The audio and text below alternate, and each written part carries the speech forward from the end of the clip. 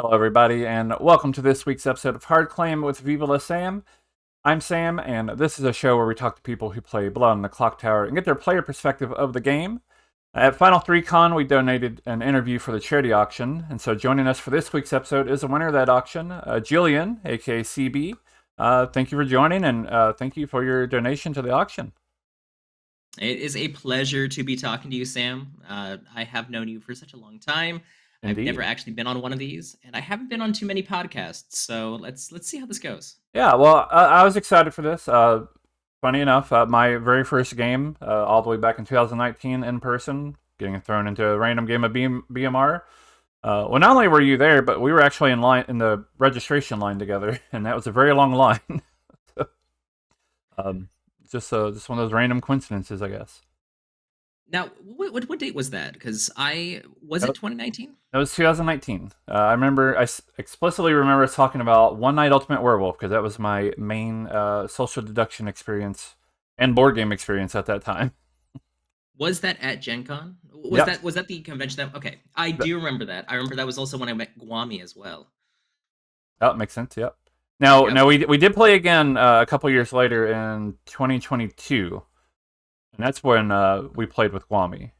I don't know if you met Guami separately from that or not. I'm guessing I'm guessing I didn't know who you were back in 2019 then Probably because not. No. I hardly remember this, but I do remember that that was the first time that I actually went to a gaming convention was Gen Con 2019.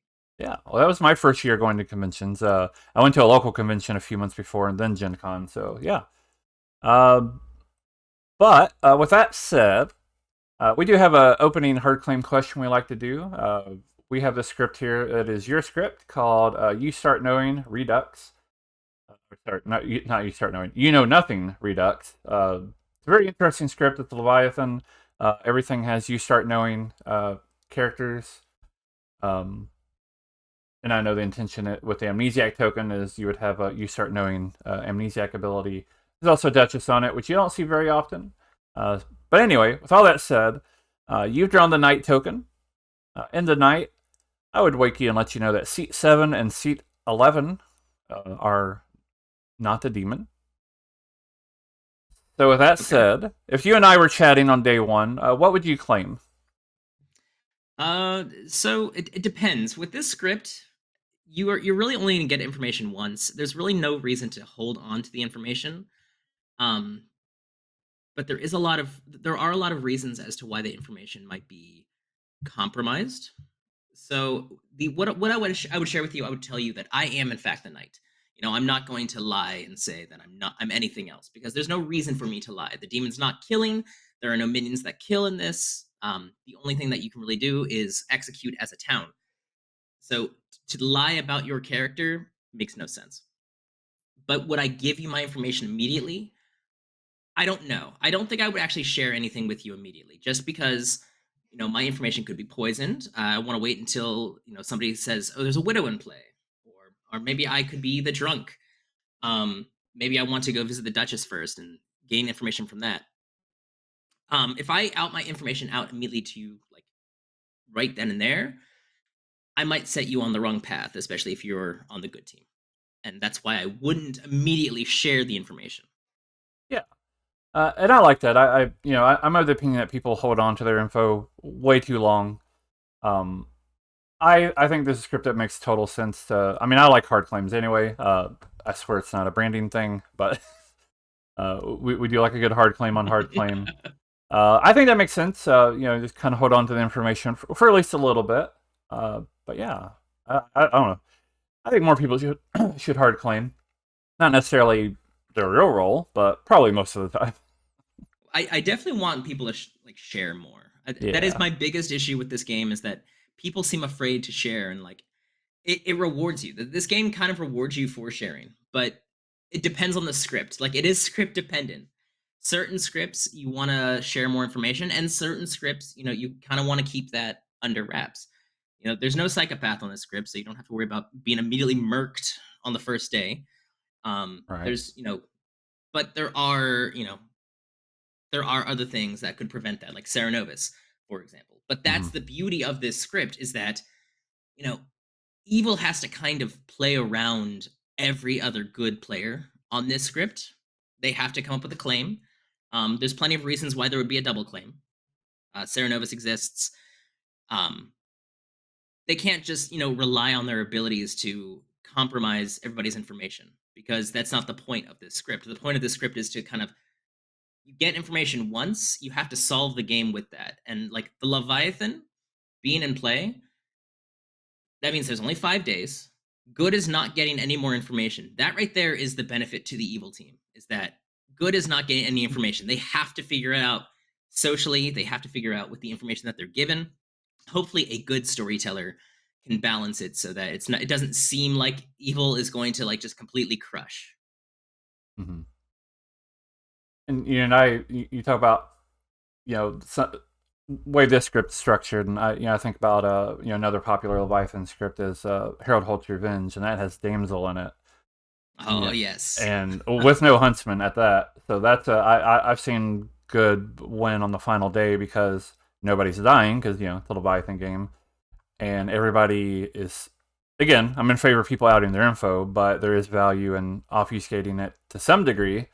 And yeah, if everybody outs their info and the damsel's the only person in a double claim or kind of being shady, well, that's going to be your minion guess for a damsel. Absolutely. Um, I think another key part of this script is the use of the Duchess. Like I said, it's incredibly low on the information. I don't expect people to be like, oh wow, this is great. I only get one piece of information. Now I have to solve the game. So the Duchess exists as kind of like a drip feed of information. Hmm. It can't be compromised in any way.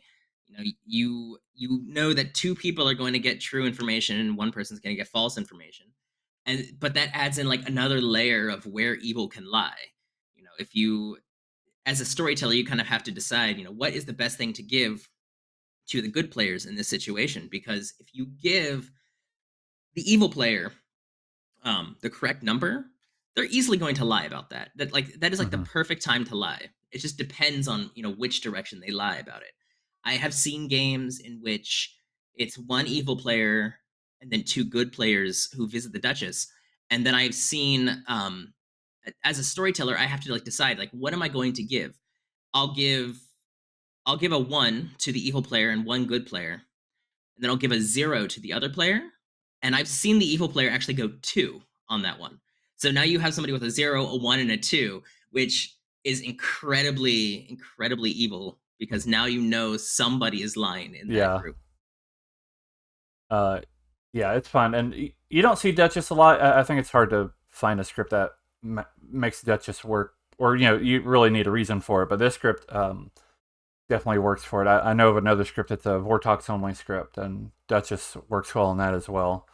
It kind of gives that ongoing talking point for a script designed for uh, one night of info. Then that's it for the most Mhm. part. For Yeah. sure. All right. So, Blood on the Clocktower. When did you discover the game and how? I discovered the game in early 2019. It was April of 2019, and I actually played it for the first time on Tabletop Simulator. Um, and interestingly enough, I had just recently, um, I was just recently part of a group that actually played another online game called Game of Thrones. I'm sorry, not Game of Thrones. I'm sorry, Throne of Lies. I'm sorry. It's how forgettable it was. Throne of Lies was an online game that I actually participated in the community tremendously. Um, it kind of went a different direction. Unfortunately, it's no longer a living game. But I I had friends from the community from Throne of Lies, and I invited one of those friends to actually play this game with me on Tabletop Simulator. I messaged them. I told them, "Hey, listen, there's this new social deduction game on Tabletop Simulator. Do you want to join?" And they were like, "Yes, yeah, sure, I'll join." We go into this Tabletop Simulator lobby. This game is kind of wild. The mod is definitely very elegant and ornate. And unfortunately, we did not get a really good rundown of the rules. But I was looking at these characters, looking at what they did. You know, I did the double take with the spy that every new player does. You know, like, oh, see the grimoire. What does that mean? And somebody's explaining to me, oh, the grimoire is what the moderator looks at. I'm like, oh, so I know everything. Yeah, you know everything. That's wild. In in all my time of playing deduction games, having all that information just like that out in the open, that's something that was like saved for like a third party. You know, I didn't, I'd never realized, oh, the evil team knows everything. That's crazy. Um we did play a game. I and unfortunately we lost. So, I drew the Baron. Um I didn't know what an outsider was because nothing was explained to me. Right. All I know is that I add two outsiders. I don't know what that meant. So I just simply played it like I would play any other deduction game. Um, and one way was that I would do an outed evil. And I never realized that outed evil doesn't necessarily work in that game. So that was a learning experience.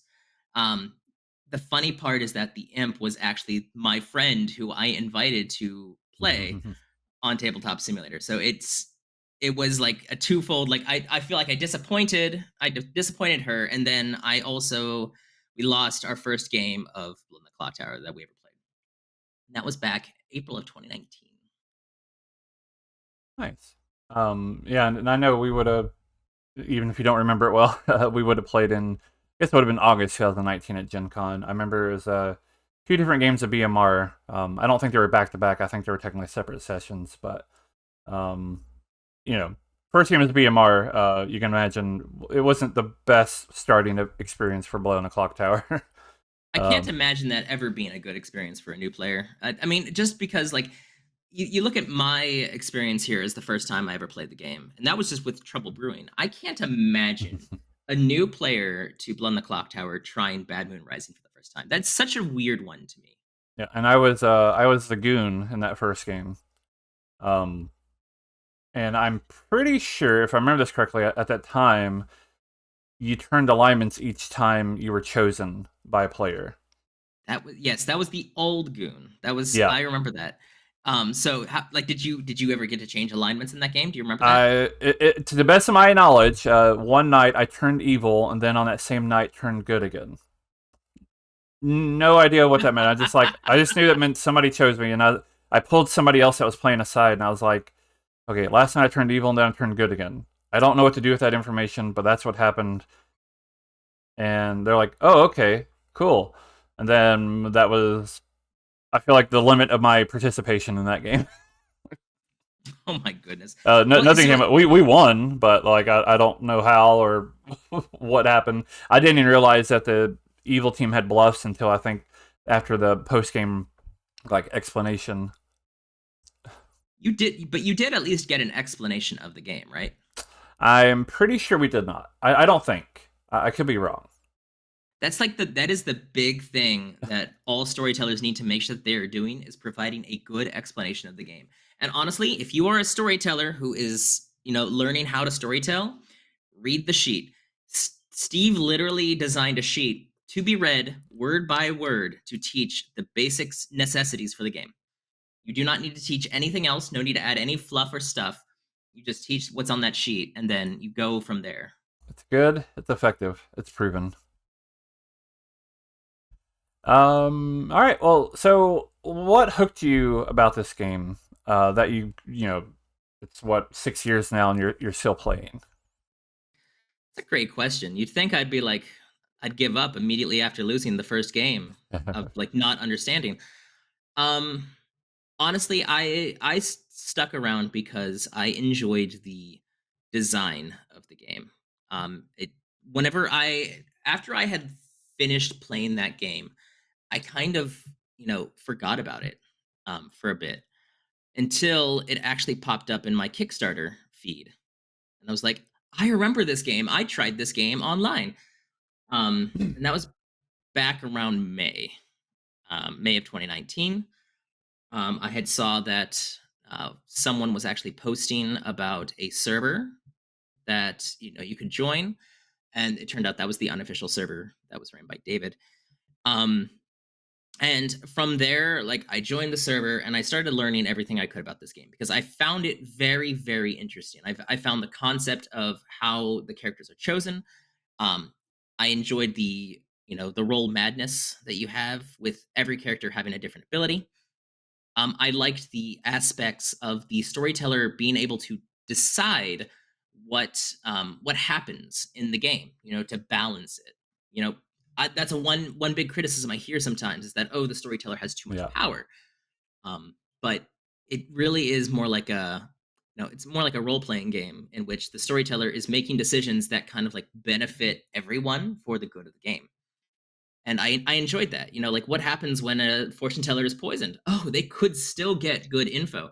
Like, ooh, that's interesting. Um, and I mean, there was a good community that was formed by this game early on that I absolutely vibed with. So it was like I was looking for something new. Um, More or less, I was trying to get out of the Throne of Lies community.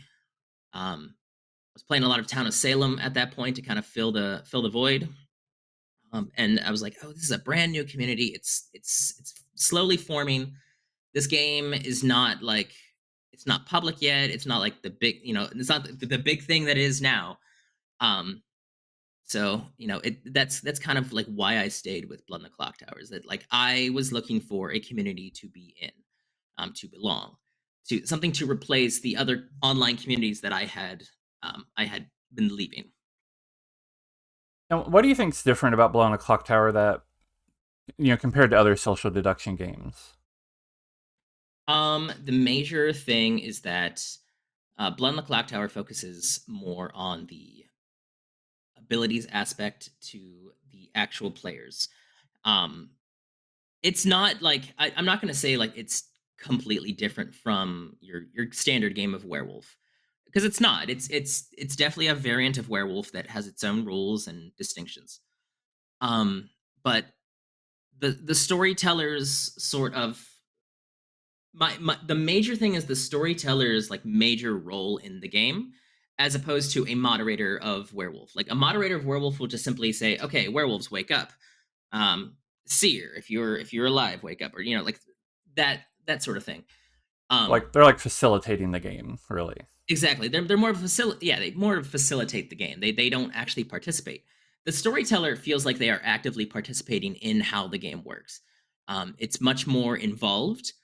um, I also personally think that some of the moving parts are a little more, designed well. Sometimes I feel like with Werewolf, you can just kind of throw certain things you know, into the cards, and it kind of works. But with this, it feels like a well-oiled machine. Depending on who's creating the script, obviously. Yeah. How long was it before you got to play in person? um, I think actually I think it was the convention, the in Indianapolis, Gen Gen Con Con? Yeah. was the first time I ever played in person. So I got actually I got a nice taste of early on playing of this game. I remember I basically, since I had no idea what to do at a convention and I wasn't really prepared to go to a convention because I didn't know what I needed. I spent a lot of time playing Blood in the Clock Tower, and my games were actually ran by Ted, if you remember Ted.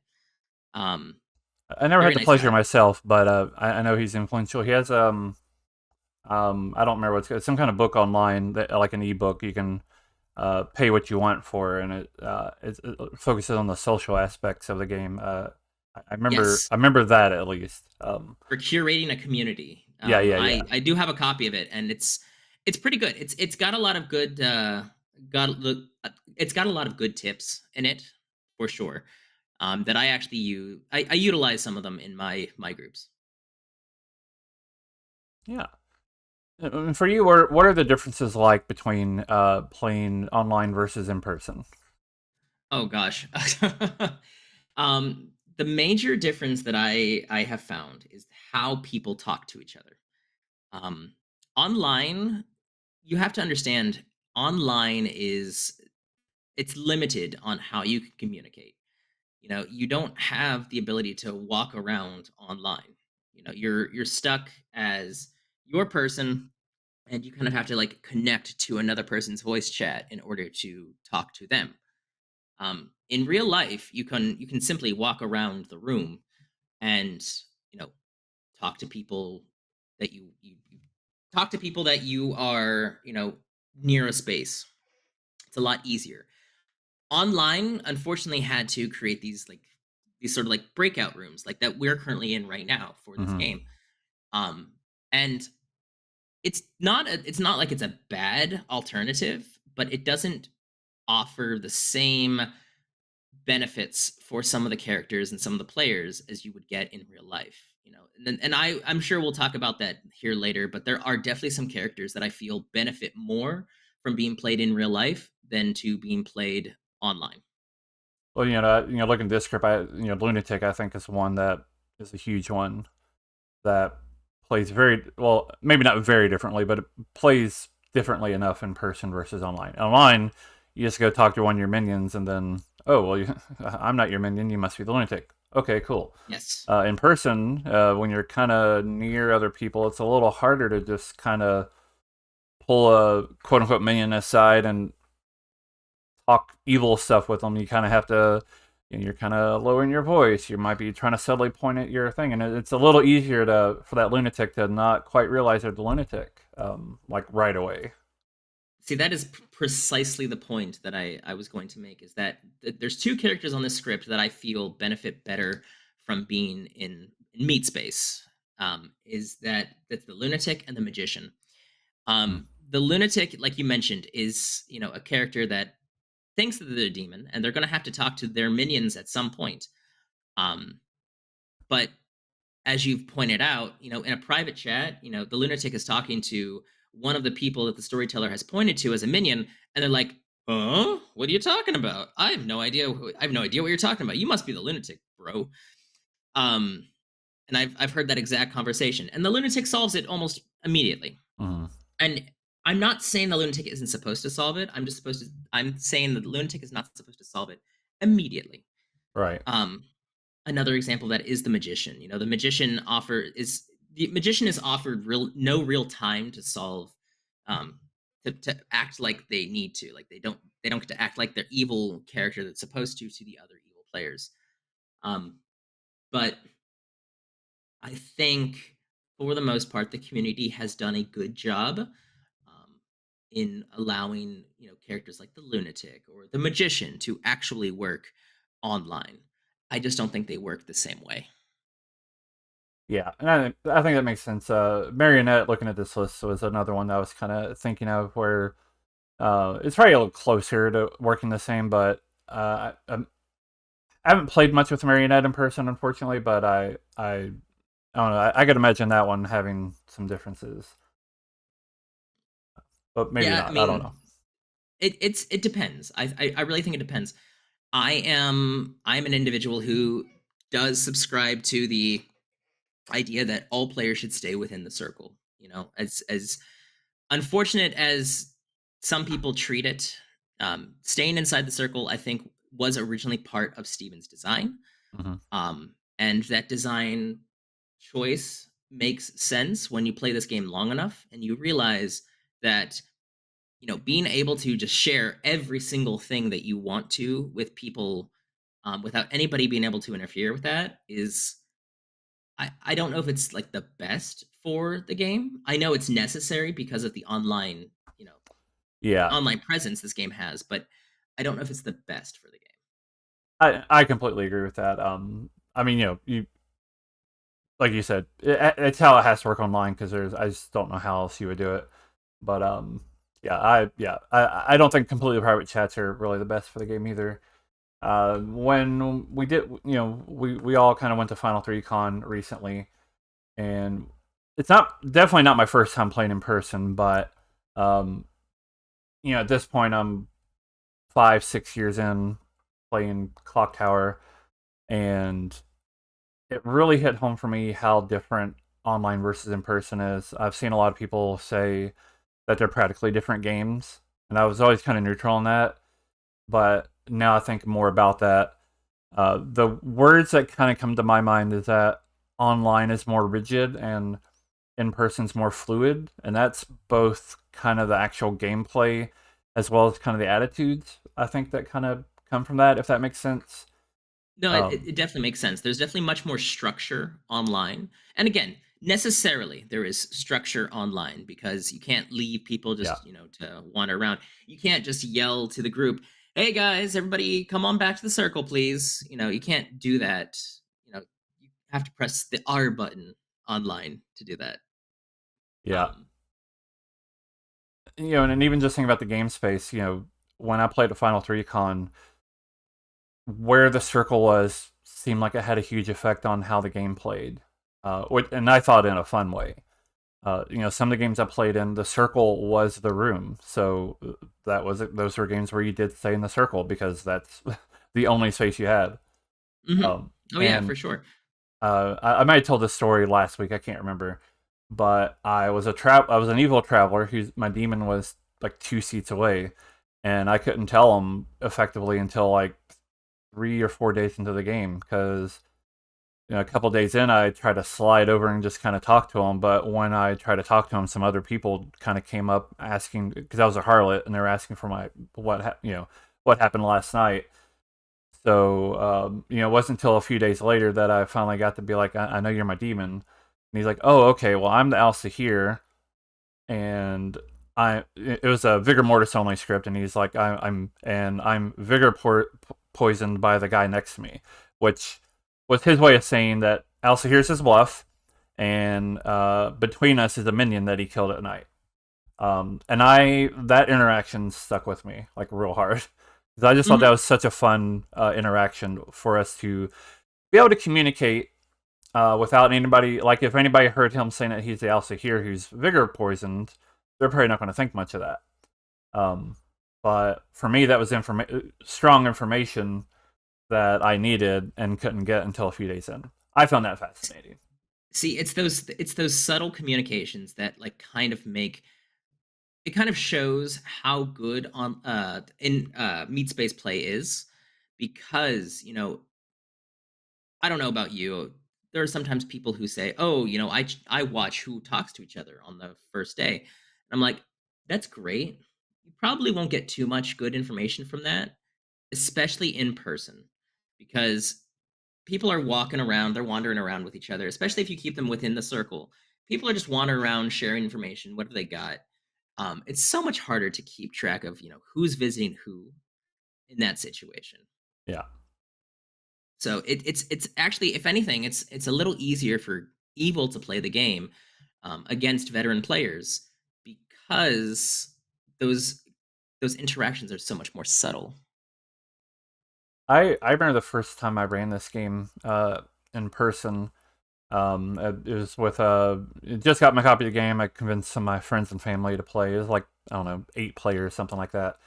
My wife and her dad were. She was the Scarlet Woman. He was the imp, and they were sitting right next to each other. And it was funny because everybody else actually got up to chat except them two. And one of the other players is also a chef with a one. Now, of course, they don't really know the strength of that information because this was their very first game. But to me, it was really fun to think that if there were somebody there who was, kind of more observant, they might notice that, there's a chef one and the only two people who didn't get up to move around were sitting next to each other.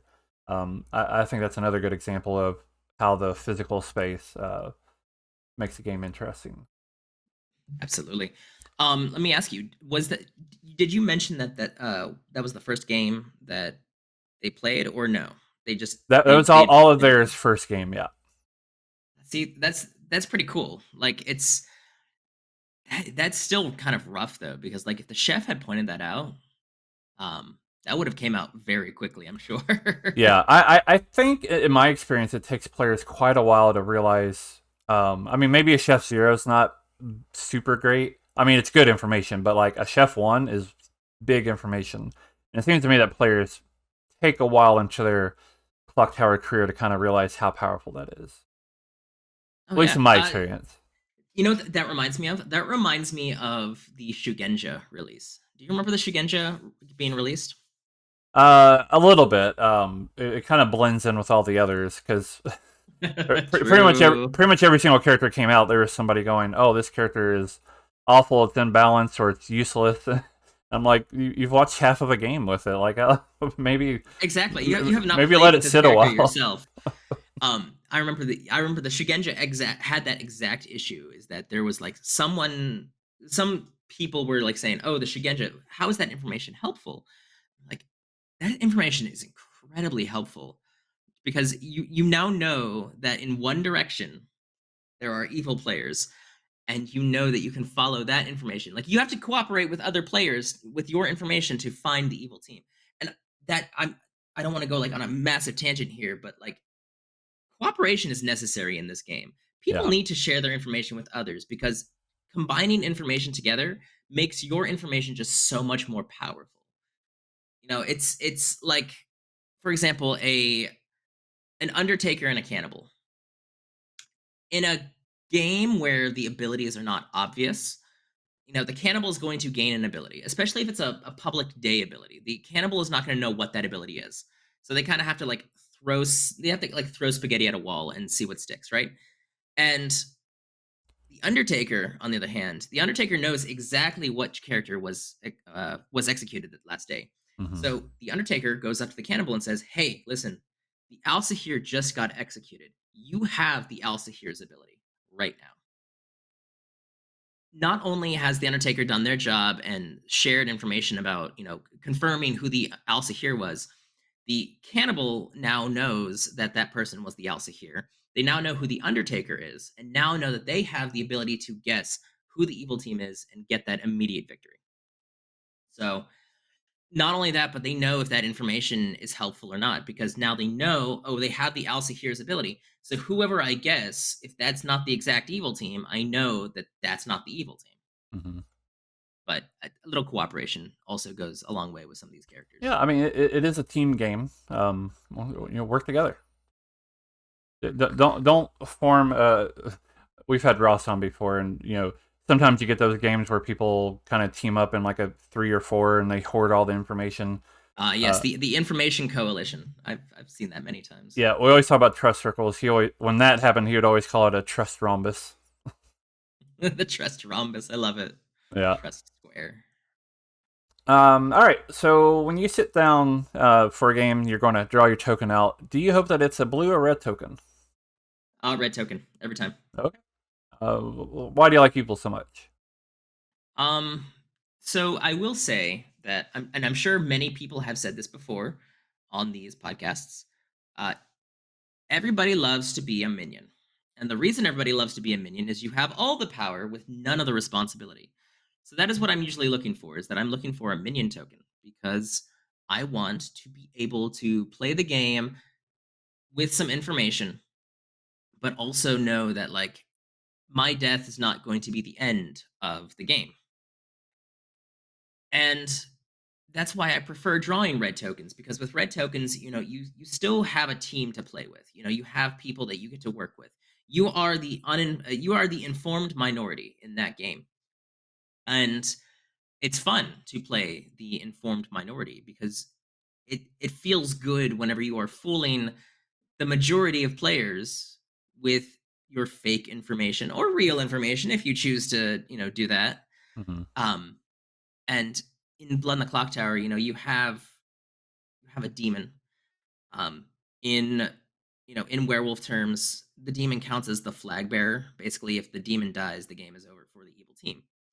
So, um, with that, you're not the flag bearer. You are not the demon. You are a minion that is causing chaos, and as such, you have no responsibility to the game. The demon has to fight for their life. They have to crawl under tables, and they have to hope that they're not chosen to be the sacrificial lamb to the good team. Um, and sometimes you can't prevent that. But as a minion, you can say whatever you want. If you come out, if people figure out that you're evil, that's just more power to you. And you know, that's not actually a bad. It's not a bad strategy either. As the demon is to pretend to be a minion, Hmm. because for some reason people seem to want to ignore minions. You know, the classic, oh, they're not a demon candidate. They're at worst a minion. Like that's like the best thing ever for a demon to hear because Especially oh once you get great, late in the game. Yeah. exactly.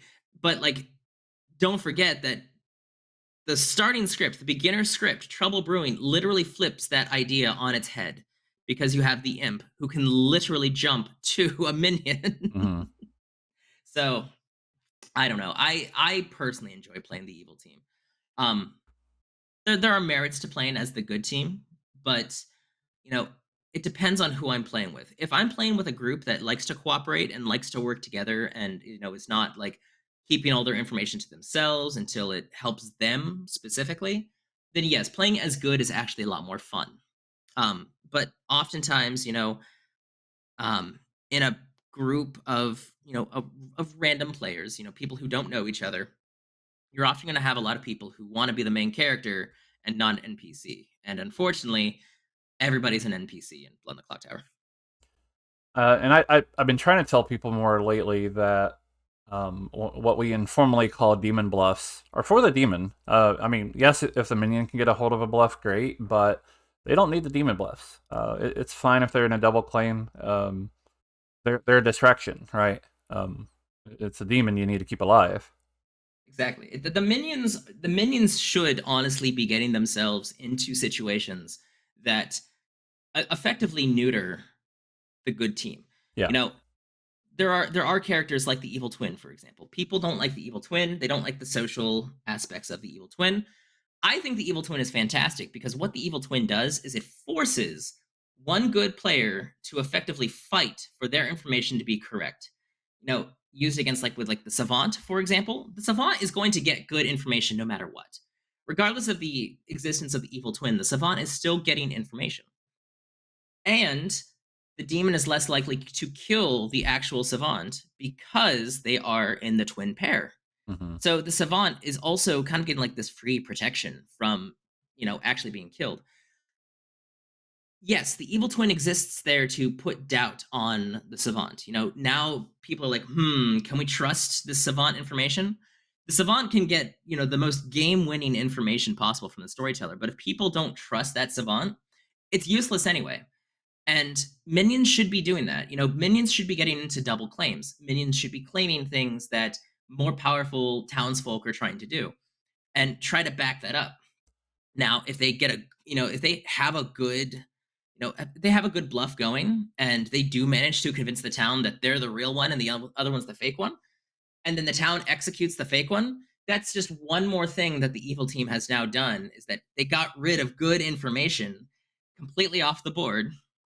And that's just one way to play the minion role. Yeah. It's important for the evil team to actually do things that benefit evil. Being under the radar as a minion is not going to be as helpful, especially if the imp's not a character that's in play. It's not as helpful to be the baron who's like staying quiet the whole time. Like, what are you going to be doing as the baron from then on? You should, if anything, get into a double claim with somebody else. Make their information look bad. Do whatever you can to effectively take the spotlight off of your demon. One of the more it was a funny game, but also unfortunate for evil. But we had a player, Robert, who once he was a minion and he bluffed Amnesiac, and he bluffed it so well that he was in the final three, and everybody just said, "Well, he's obviously actually the Amnesiac." So, and we trust this other person, so it must be this person who's a demon. Uh, and the minion, Robert couldn't.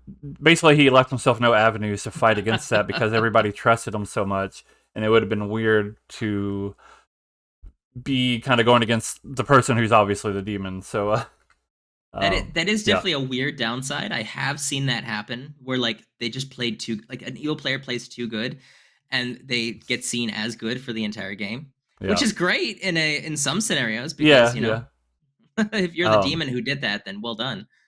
I also like to tell the story of in my in-person games several months ago we had a new player, and in classic new player fashion she drew the demon token, and gave her bluffs, and I couldn't quite nail down what she was bluffing, so eventually I just pulled her aside after a few days. I was like, So what are you claiming to people? And she's like, oh, I'm changing it every day. Like, well, she wasn't That's using any of the great. bluffs. This is her first game, and she's just like ignoring the bluffs and just claiming whatever. And I thought you're going to fit right in. Oh yeah, no, that's like perfect play right there. Especially like you don't want to get locked down into a claim either. And I totally get, that is why people will claim different things, especially on the first day. You don't Mm, want to get locked into a claim, and you want to keep that option open for the demon as well. But you know, that's an excellent story. I like that one. yeah. Here's a question I've yet to ask anybody, but it was in discussion. I thought it was a good question to start asking people. What's your favorite player count? See, that's an interesting question. I don't think I can answer that question as like a straight, oh, I like 12 player games. Um, because different scripts allow for different character counts. Um, this is kind of like not necessarily the question you asked me, but a lot of the most recent script competition scripts that are being ran right now, Mm-hmm. I think a lot of these don't work at small player counts, which is unfortunate because they're fun to play. The rules are interesting, but I can't make a lot of them work at like less than 10. Yeah. Um, but for your question, I think the sweet spot, honestly, I know the community likes 12. I think 11. I think 8, 11, and 14 are the Okay. best player counts. I think one base outsider player counts offer a lot more options for scripts. Because especially with like things like the Baron, um, Mm-hmm. in a two outsider base script with the Baron, um, you have all the outsiders in a game. It's not as interesting to have all the outsiders in the game, especially if they're all loud outsiders. If they're Mm-hmm. loud outsiders, then I mean you're not. First off, the script was poorly designed. Um, but That's why I I like would Treble say Brewing's the gold standard. yes, exactly. Like you have exactly one quiet outsider. You have like two outsiders that kind of want to stay quiet, and then you have one outsider that's actually going to be loud, which is the butler. Now, but um, dependent on the script, I would say for the most part, one base outsider script player counts are the best ones. You don't really have a preference about the number of minions. I actually prefer. I would say 11. I guess if I have to answer like truthfully, 11 is probably my favorite player count. Um, 8 is also acceptable. I would go 8, then 11, then 14. I Too many uh, minions sometimes gets a little chaotic. Yeah, and on my stream, I run a lot of 3 minion like games, and they're fun. I love having people in, but we've had a few streams where our last game's usually later. It's like after midnight by that point, so sometimes people drop. We don't usually have enough people drop that when we get down to a 1 minion game, but sometimes we do, and it's just a lovely change of pace. Because you're right, like it can get quite chaotic with the 3 minions, and I don't mind it, but like it's a lot going on, and which is why for myself I like just a variety of player counts. Maybe 12 is my favorite overall, but like I really don't care. I've had people. We have 13 players, and somebody is like, "Oh, I can travel if you want 12." And I say, "If you want to travel, travel. If you want to travel because you want me to have 12 players, don't. Like I don't care. I'll run 13.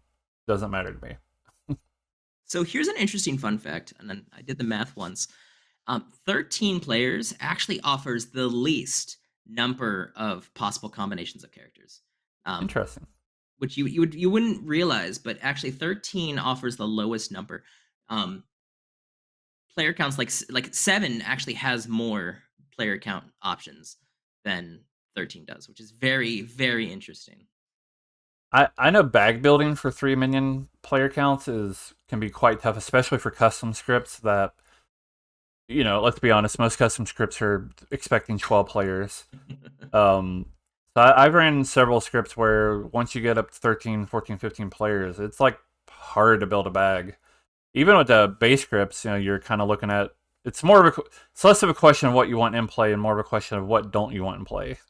That's And exactly what I was thinking when you were yeah. saying that. I was like, you're not asking yourself, okay, what am I going to be adding to the bag with the townsfolk? When I'm playing, Trouble Brewing, I'm basically saying, do I want to spy in this game or do I not want to spy in this game? Yeah. So speaking of the base scripts, what are your thoughts and feelings on each of the base script? I don't know if you have like a ranking of them or just general thoughts. Trouble Brewing will always be my favorite one. Trouble Brewing is consistently a good script. There have been like maybe one or two times that I've played in a game of Trouble Brewing, not by fault of the players, that wasn't a good game. Most of the time, any bad times I have in Trouble Brewing are caused by the players, not the character selection. There are certain combinations, especially at smaller player counts, that just don't work as well together. Um, after like at 13 and plus, you can literally throw anything into the bag and it will work. But like at 7, a storyteller has to be kind of cognizant about what they put into the bag, and sometimes randomizing the bag does not work out. Hmm. As somebody who's played as many games of Trouble Brewing as they have, I have seen some pretty bad setups, especially setups where like there's no information whatsoever, but there's also like nothing for the poisoner to do. Like having a Yeah. poisoner in the game and then like there's nothing that the poisoner can do to actually affect the game is like it's rough. It's rough for all players there. Trouble Brewing would be my first. My second, it depends. I am actually like going back and forth between the two right now. I'm right now on a Bad Moon Rising kick, which is funny because I used to actually be completely sick of Bad Moon Rising. There was a period of time in which Bad Moon Rising was the only script we played online, and after playing it for so long, I was like, I can't do this anymore. I can't do any more Bad Moon Rising. I'll run Bad Moon Rising. I have no problem running Bad Moon Rising. I actually had a really fun Zomble game last Saturday, um, running Bad Moon Rising. But um, I will say, if I have to rank them, I will say Sex and Violets will be second, and then Bad Moon Rising would be third. But those two really are just interchangeable. Like Hmm. they're if anything, they're more like a tie for second. Makes sense. Speaking of Sex and Violets, and even looking on this script, this has Sarah Novus Mutant and Pixie for Madness. So how do you feel about Madness in this game? I think Madness, less so now. I think Madness is still a misunderstood concept. Um, I think people don't realize that Madness, putting a label onto something like Madness, I think makes people think it's a mechanic when it's really not. Um, Especially like in deduction games. Madness is something that you would see naturally in the game anyway. If I accuse you of being evil, I think you're evil. Guys, listen, Sam is evil. Sam is the evilest person. Just the townsfolk. He has a red background, see? Um, in that particular case, that is madness. I am not being forced to be mad. Serenovus has not chose me. The Harpy has not chose me. I am not a pixie. I'm not a mutant. I am not I'm acting on my own accord there. And that right there, that actual statement of, oh, guys, Sam is evil, is the madness. Um, Characters like Serenobus and Pixie, Mutant, and Harpy, they don't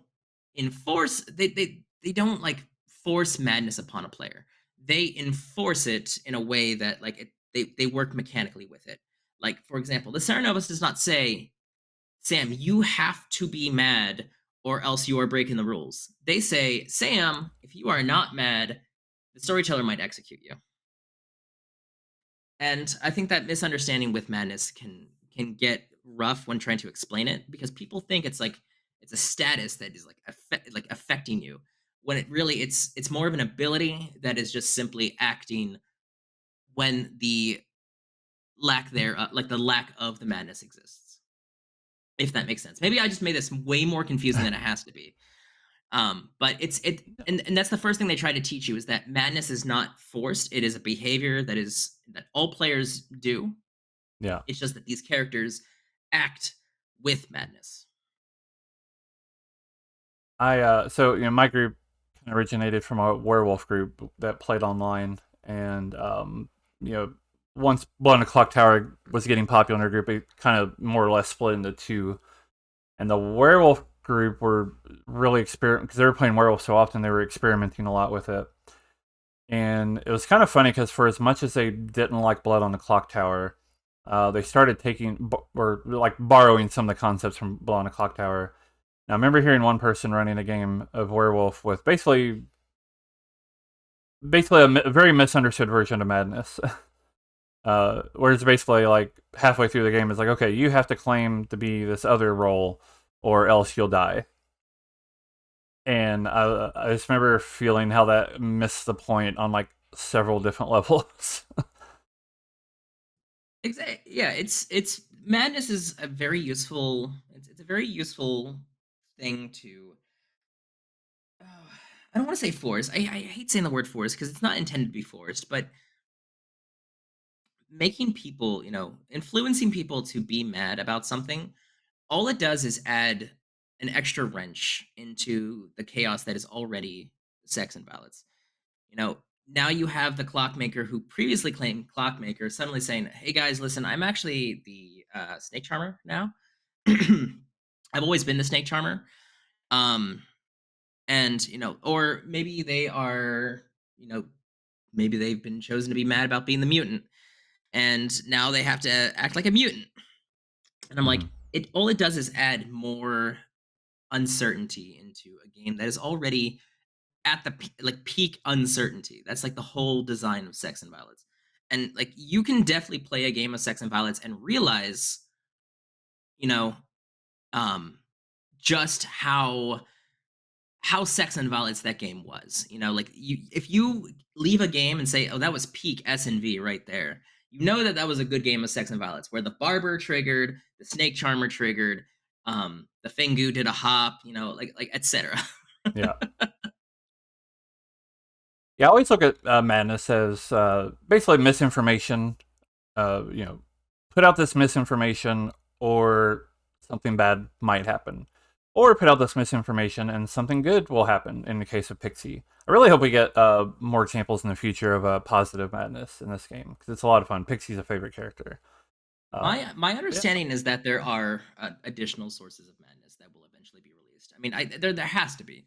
yeah. The It's such rulebook a says fun. about a dozen characters in total, is what they're anticipating. We so far only have 4, Yeah, so I mean that makes me feel good. yeah, yeah, yeah. Really curious to see what else they do for that. So earlier you said you kind of prefer being evil. I'm curious. So this script has a magician on it, and that gives an extra challenge for evil. Poppy Grower also exists. So how do you feel about those kinds of characters when you're on the evil team, or playing with them as on the good team? I think that first off, Poppy Grower is the most powerful character in the game by far, and I will refuse any argument against that. Poppy Grower basically says, "Hey, evil team, you don't know each other. Good luck." An evil team that is playing blind, you are taking effectively one of the most important parts of being evil and just completely cutting it out, and that's like the massive disadvantage that the Poppy Grower provides to the evil team is what makes it so powerful.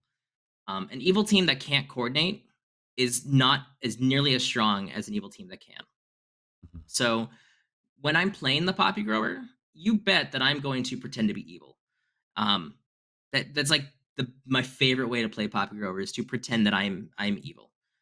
Magician has a bit more of a subtle effect on the evil team than the Poppy Grower does. Like the Poppy Grower is like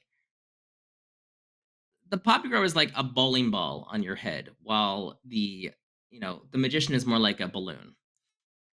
You offer the doubt, like there's a little bit of doubt with the magician in play, but it's not enough to like completely tear the evil team apart because the evil team can still talk to each other. Mhm. They still know who they could talk to. They just have to be careful not to out too much information.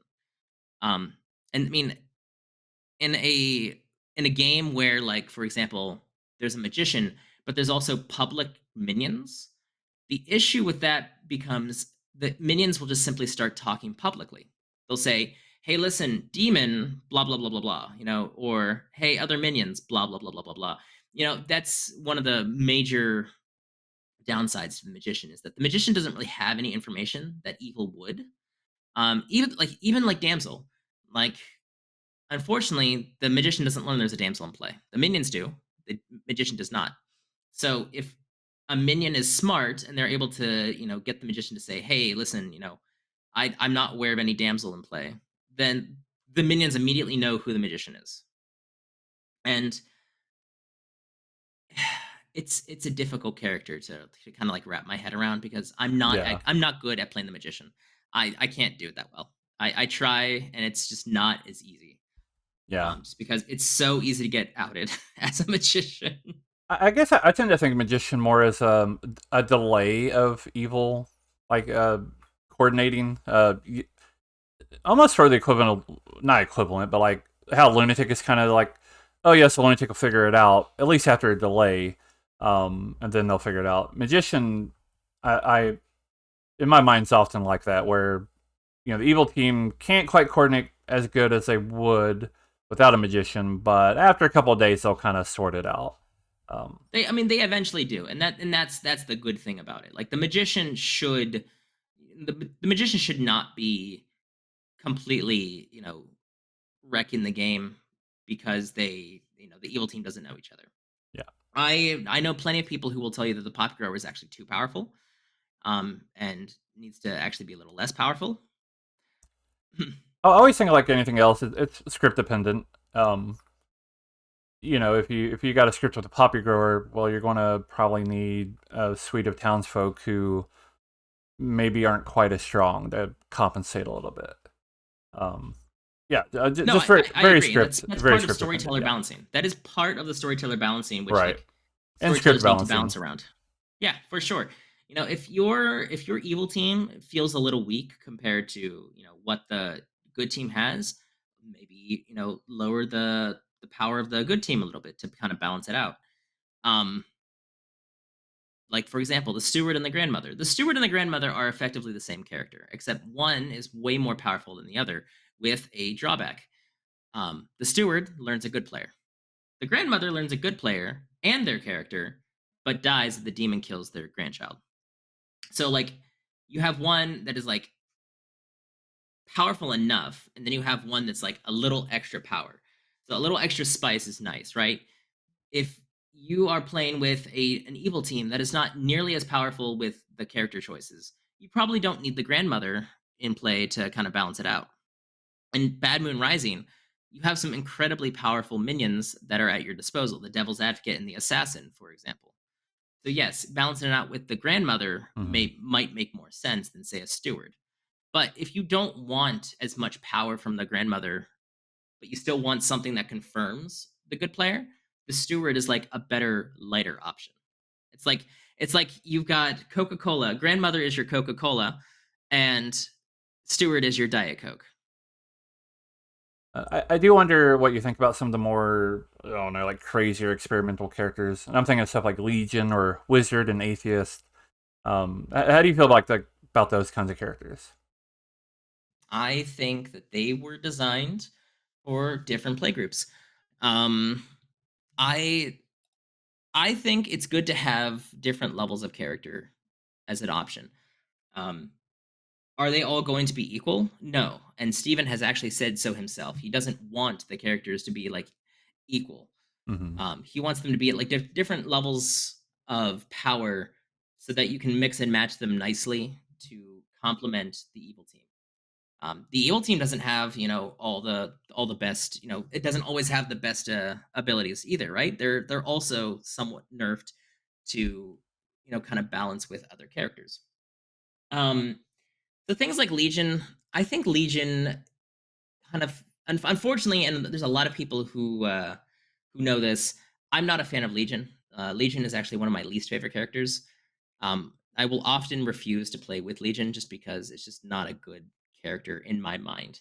I don't like the social aspects that it creates. But is it for certain play groups? Absolutely. It offers a different play style. That sort of like informed majority is an interesting, subversion of the normal deduction trope. Right. Normally the evil team is not in charge. In this case, the evil team is in charge, and the good team has to figure it out. But the nice balancing aspect to that is that the good team holds all the voting power. If the Legion only vote, then it becomes obvious that everybody who voted is Legion. If a good player doesn't vote in a Legion game, unfortunately, you know, that's the sort of offset balance that you have to find, is it actually a Legion game? So solo Legion games don't work at all. Legion Right. has to be something additional to what could possibly be. It's kind of like Atheist. Um, you have to have something with the Legion, or else it's just not the same. And I have seen people try to make solo Legion scripts. They don't work. They just simply do not work. And I'm going to I say that agree. it's Yeah. um, but like things like Wizard, I think Wizard is a perfectly fine character. I would play with it every time. I just think it's designed for. I think it's just another. It's an additional minion design to offer, another option for script writers to add to their scripts, to add something additional. The beauty of the wizard is that the wizard can kind of make anything happen, Hmm. within the storyteller's, limit, proposed limit. And I have seen some very interesting wizard witches. I will say that some people are very creative when it comes to the wizard. They have made things that will like very topsy turvy of the game. My favorite one so far that I have experienced was actually, the individual basically pulled me into a chat and they said, "Listen, I want the game to run as just normal as possible, except I want to add different like social restrictions throughout the entire game." And I was like, "Okay, so like what?" So the first social restriction they added was that nobody can say the name of any character on the script, which was very funny. So I publicly announced nobody is allowed to say the name of a character. Now, people obviously knew it was a wizard in play. However, nobody could like say snake charmer. Nobody could say, philosopher. So they started coming up with their own code words for this stuff, like a snake man. Like when it was a snake man, that was for the snake charmer. Or tornado when they talk about the vortex. It was actually quite humorous. Um, the second one was, oh gosh. The second one was nobody's allowed to say the word nominate or vote or any variation of nominate or vote. So so that also got pretty silly. Um, and the last one was more like online related, but basically every time they wanted a private chat with each other, they had to start the private chat with a key smash, like just a random jumble of letters. Again, it was very funny. But like that's the kind of like fun, exciting stuff that you can do with the wizard. Yeah. And Well, I think it goes to show too what Wizards at least can be good at is it's a distraction for the good team. Like, does that really help evil? Maybe not directly, but it takes away time and thinking power from the good team, and that's time and thinking power that they would be using to try to find a demon.